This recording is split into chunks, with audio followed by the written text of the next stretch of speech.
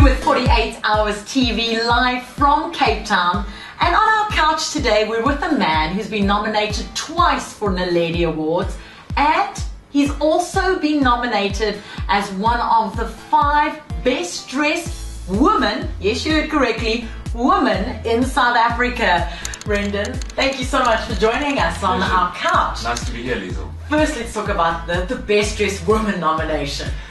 First time ever that a man's made the best dressed list.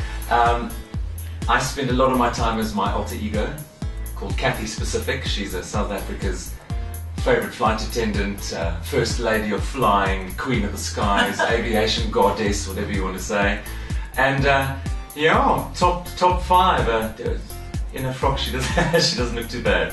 Listen, you don't look too bad in a frock. You've been in Madame Zingara, you've done so many shows, and you've done Rocky before, and it's a whole full circle for you back again, but first time at the Fuga. Absolutely, it's quite weird. When I entered the business after school, I auditioned for the Rocky Horror at the Victory, didn't get in, hadn't studied yet, so I suppose that was understandable. And then in 2008, I was cast as the lead, Frank-N-Furter, nominated for an LIezel, and ever since my last bow, I thought, oh, got to play this guy again. I maintain there's a bit of Frank in everyone. There's just a little bit more in me. And yes, now at the Fugard Theatre, which is, I mean, what an incredible space, what an incredible team. I mean, it just works like clockwork, that theatre. And yeah, 338 seats, you can't get a seat. It is really taking Cape Town by storm. And the team you work with, there must be some memorable moments that's happened during rehearsals. We love laughing. We've had great times. It's been grueling, 9-hour rehearsals a day, 5 weeks. And for the first 2 weeks of rehearsal, I was still doing Madame Zingara in the evening, so those days were long. But we're a family, and we're going to be together for a long time. Yeah, we love one another. You don't have a choice. It's been well cast. There's no friction, there's no nothing. We're just all so delighted to be in this cult musical. You know, it's the 40th anniversary of the Rocky Horror Show. It's playing in Mexico at the moment. There's a UK touring production. We have the production in Cape Town.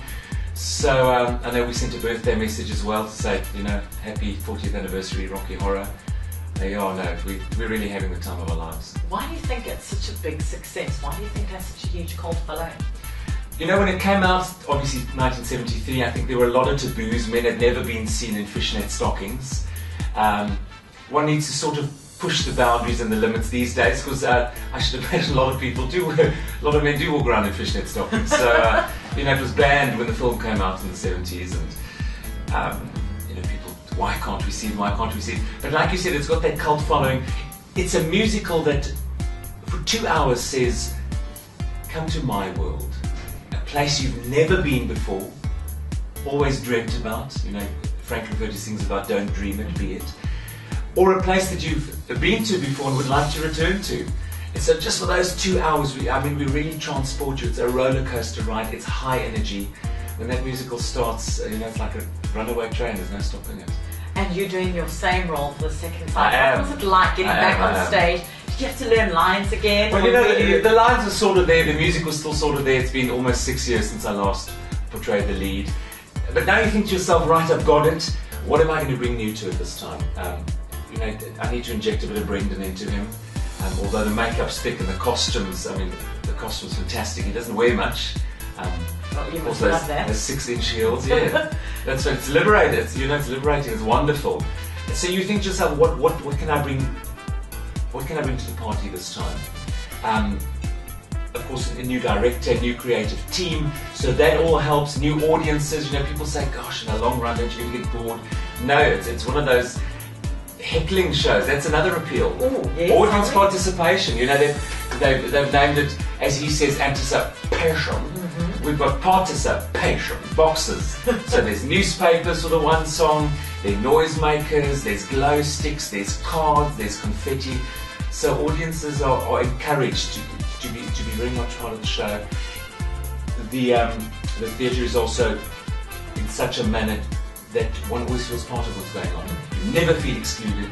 You feel like not only Brad and Janet has come to my place for the evening, but so have the other 338 people, which is great and very important, I think. Never to feel excluded. You know, that fourth wall Yes. Yeah, and I also give the audience as good as, give them as good as I get. So I can sit in the front row Absolutely. and just chirp in a theatre. Yes, I've never heard of that absolutely. before. Shout out, there's a standard book of heckling. Yeah. So every time Janet's name is mentioned, you shout slut. Every time Brad's name is mentioned, you shout something else, but you also heckle the narrator. Yes. So the narrator and Frank have that liberty to retort. And for people who want to dress up, because all the Cape Townians are talking about dressing up, to go. Yes or no? Any night's dress up night, but we have dedicated dress up evenings where people will be judged on that evening, and you can win a wonderful holiday away. Perfect. Yes, Perfect to just dress up. And we're not talking dress up as if going to the theatre. No, we're not talking, your dinner time No, we're talking dress up, feather boas, corsets, fishnets.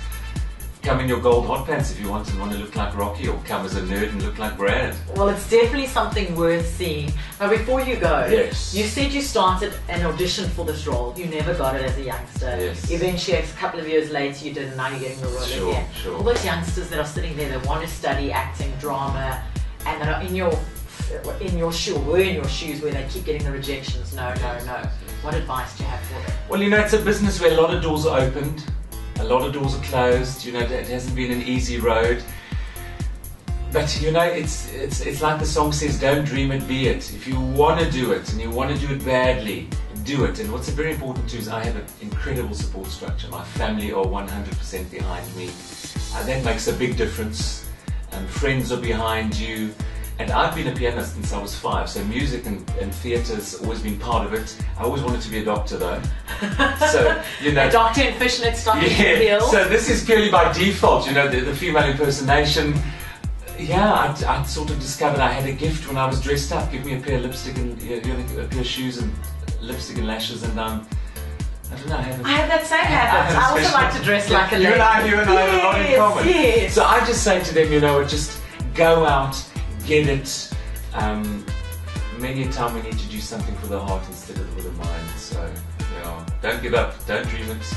Be it. Be it. Yeah. And we're going to leave you with those words and go see the production of the Rocky Horror Show at the Fugard Theatre, running now in Cape Town. Thanks so much for joining us. Nice to see you again. Nice to see you again. Stay right where you are. It's 48 Hours TV.